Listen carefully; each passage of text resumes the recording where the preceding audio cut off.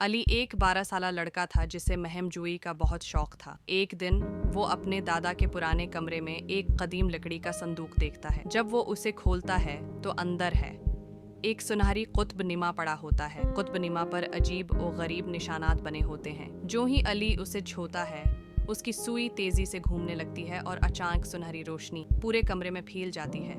ایک پراسرار آواز گونجتی ہے، یہ عام قطب نما نہیں ہے علی، یہ تمہیں تمہاری قسمت کی طرف لے جائے گا۔ علی کی مہم جوئی کا آغاز ہونے والا تھا۔ حصہ 2۔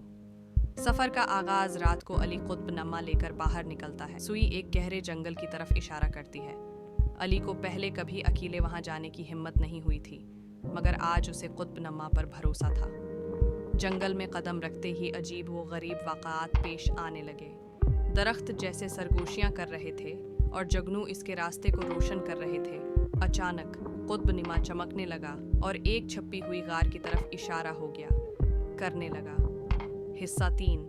غار کا محافظ علی نے جیسے ہی غار میں قدم رکھا، اسے ایک بہت بڑا پتھریلا دروازہ دکھائی دیا جس پر قدیم نشانات بنے ہوئے تھے۔ جیسے ہی وہ آگے بڑھا، ایک شیر کا مجسمہ اچانک زندہ ہو گیا۔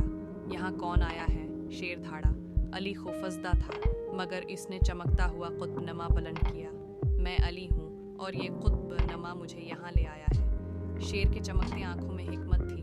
صرف بہادر اور نیک دل لوگ اندر جا سکتے ہیں۔ اگر تم میرے سوال کا جواب دے دو تو دروازہ کھل جائے گا۔ شیر نے پوچھا، وہ کون سی چیز ہے جو جتنی زیادہ بانٹی جائے اتنی ہی زیادہ ہو جائے ہی بڑھتی ہے؟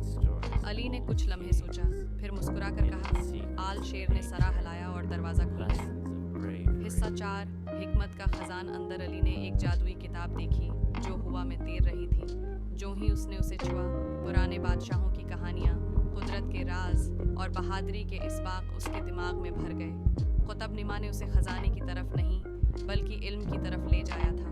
جب علی باہر آیا تو شیر نے مسکرا کر کہا، اب تم علم کے محافظ ہو، اسے عقل مندی سے استعمال کرو اور دنیا بدل دو۔ علی خوشی سے اپنے گاؤں واپس آیا۔ وہ جان چکا تھا کہ سچا خزانہ سونے اور ہیرے میں نہیں بلکہ اس علم میں ہے جو دوسروں کی مدد کر سکتا ہے۔ اور یوں علی کی حقیقی مہم جوئی شروع